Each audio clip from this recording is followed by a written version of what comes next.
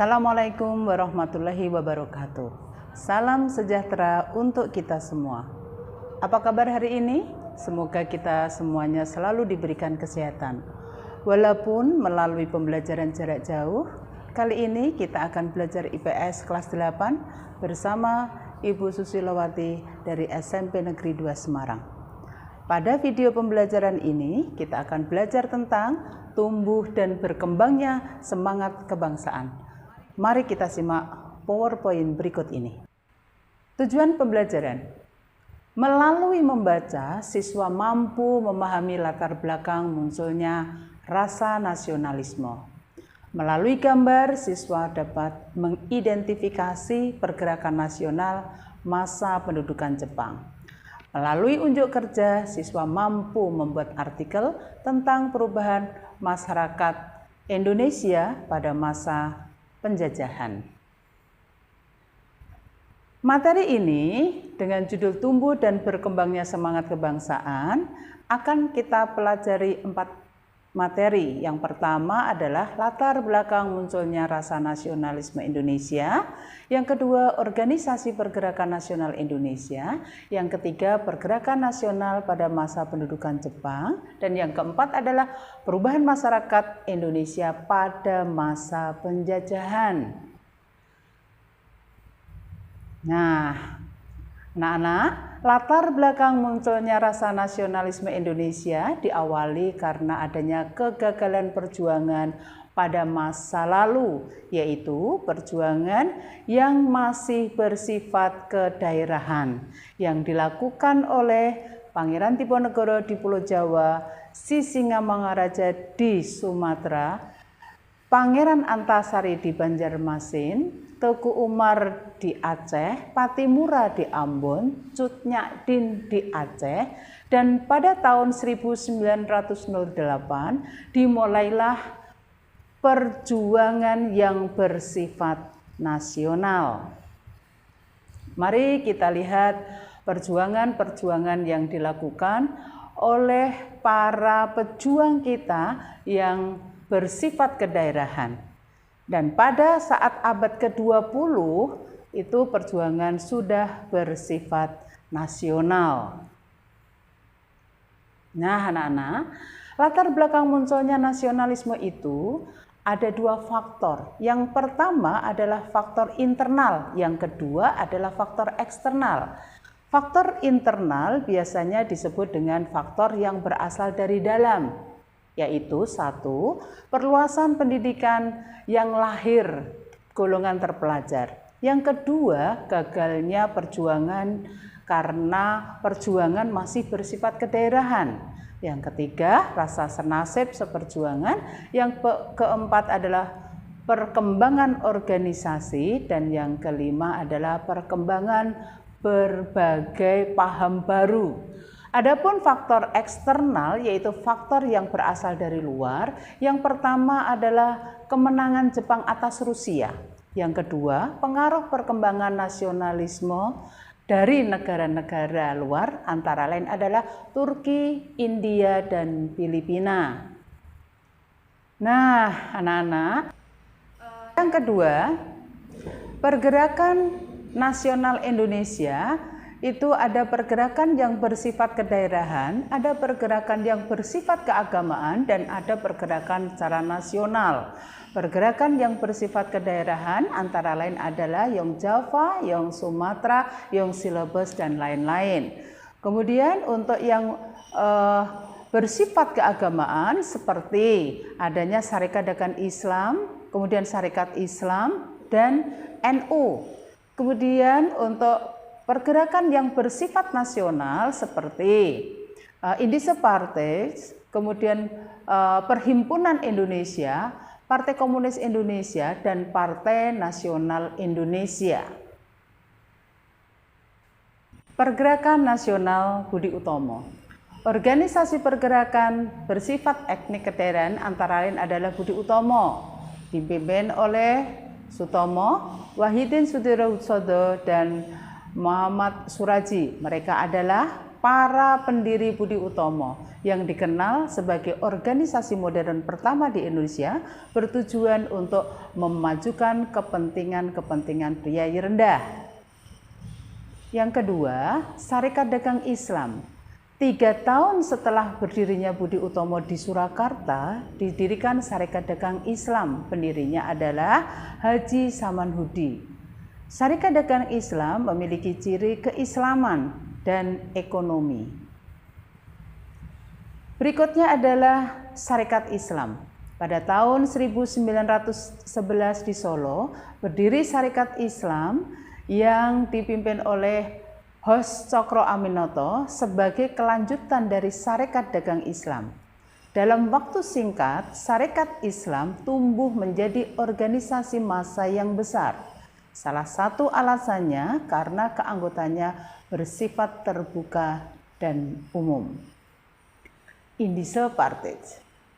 Tingginya rasa kesadaran nasional melahirkan sebuah organisasi yang mempunyai tujuan menghapuskan diskriminasi orang Belanda murni dan kaum Indonesia. Indise Partij didirikan pada tanggal 25 Desember 1912 atas prakarsa Douwes Dekker atau Danudirjo Setiabudi.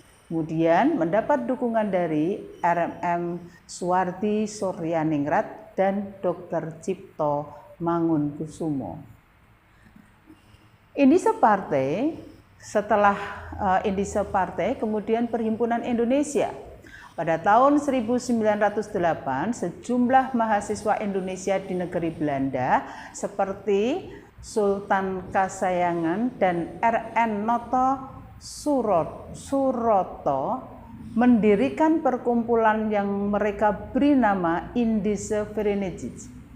Nama Indische Vereniging dipakai sesuai dengan nama resmi untuk tanah jajahan Belanda di Nusantara. Di bawah pimpinan Muhammad Hatta dan A. Subarjo, pada tahun 1922 mereka mengubah nama perkumpulan menjadi Perhimpunan Indonesia. Dan sejak tahun 1925 mereka memakai nama Belanda yaitu Indische Vereniging dan juga nama Perhimpunan Indonesia.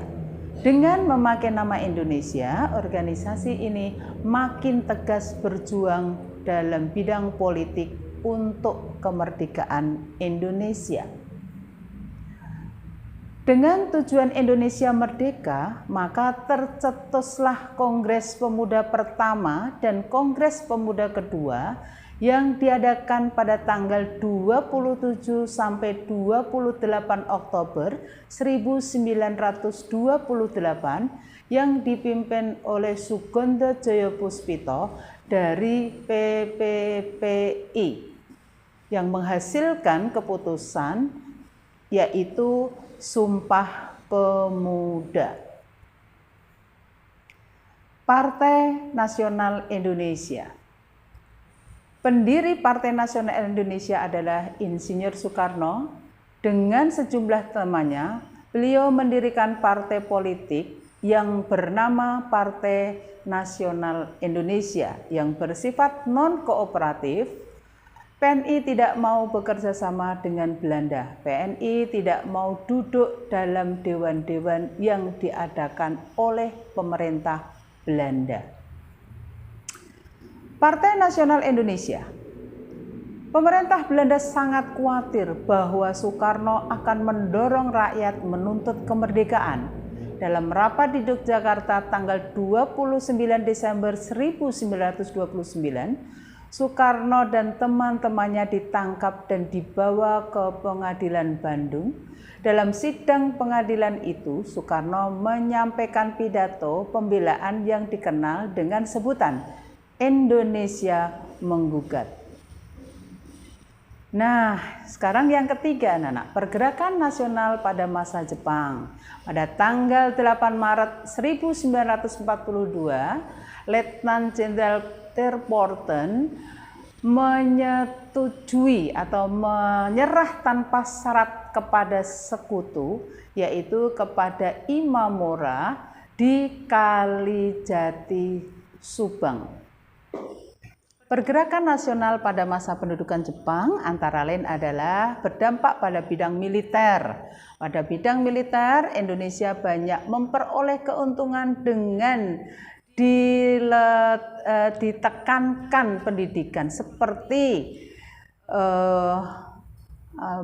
Saidenko, Sudanko, kemudian Kikuyun dan sebagainya. Kemudian dibentuk gerakan massa antara lain adalah Sainendan, Fujinkai, Keibodan, Heiho Romusa dan sebagainya. Nah, yang keempat itu perubahan masyarakat Indonesia pada masa penjajahan. Ada banyak perubahan di Indonesia. Mulai dari perubahan masa kolonial, yaitu 1. Perluasan penggunaan lahan untuk menambah jumlah lahan perkebunan yang digunakan untuk tanaman ekspor. Yang kedua, persebaran penduduk dan urbanisasi dengan adanya politik etis, yaitu irigasi, transmigrasi, dan edukasi. Pemerintah kolonial Belanda menyebarkan penduduk untuk menjadi tenaga murah seperti di Sumatera dan daerah-daerah lainnya. Kemudian mengenal tanaman-tanaman baru, beberapa tanaman yang digunakan untuk tanaman ekspor. Berikutnya penemuan barang tambang, kemudian menemukan alat transportasi dan komunikasi, dan lain-lainnya. Selanjutnya, perubahan masyarakat Indonesia pada masa penjajahan adalah perkembangan kegiatan ekonomi seperti kegiatan perekonomian semakin maju dengan ditemukannya peralatan-pertanian. Kemudian mengenal mata uang, perubahan di bidang pendidikan, perubahan aspek politik, dan perubahan aspek budaya. Nah, anak-anak, demikianlah paparan PowerPoint dari Bu Susi. Kemudian simaklah video pembelajaran berikut ini yang berhubungan dengan sejarah kota lama di Semarang. Adalah peninggalan-peninggalan sejarah yang perlu kita lestarikan. Halo semuanya, perkenalkan nama saya Lintang Ayu Sekarlangit. Nama saya Nuna Sultaningrum. Nama saya Nunki Musafira. Dan kami perwakilan dari SMP Negeri 2 Semarang. Di sini kami akan berwisata sekaligus mengenalkan salah satu peninggalan sejarah di Kota Semarang, yaitu Kota Lama. Yuk ikut kita!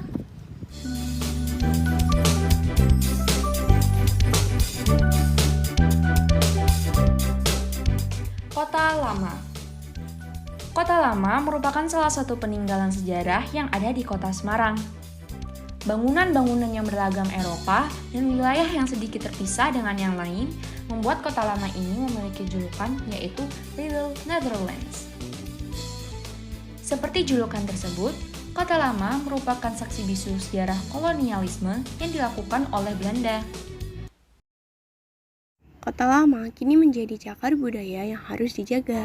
Pemerintah memulai langkah revitalisasi terhadap Kota Lama agar tetap terasa hidup kembali.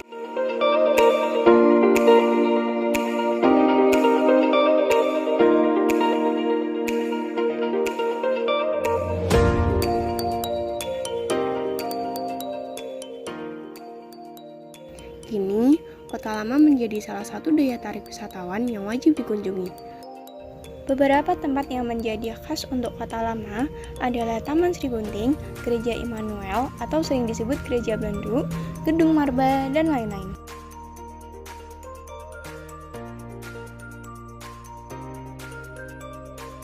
Kita dapat ikut serta dalam menjaga peninggalan Kota Lama dengan cara memberi perlindungan fisik, dengan cara tidak mencoret-coret bangunan-bangunan peninggalan Belanda. Selain itu, kita juga dapat memberikan perlindungan hukum dan juga cagar budaya. Penetapan surat keputusan yang diterbitkan oleh pemerintah pada era otonomi daerah. Selanjutnya, pelestarian secara fisik. Pelestarian secara fisik adalah serangkaian upaya penghambat proses penurunan kualitas kawasan kota lama dan bangunan plus minus bangunan di dalamnya dengan cara preservasi dan konservasi. Karena kita udah capek mengelilingi kota lama, kalau kalian ingin tahu lebih lanjut, mending kalian kesini deh. Tiada hari tanpa prestasi. Wassalamualaikum warahmatullahi wabarakatuh. Dadah! Terima kasih atas perhatiannya. Semoga video pembelajaran ini dapat bermanfaat untuk kita semua. Assalamualaikum warahmatullahi wabarakatuh. Salam.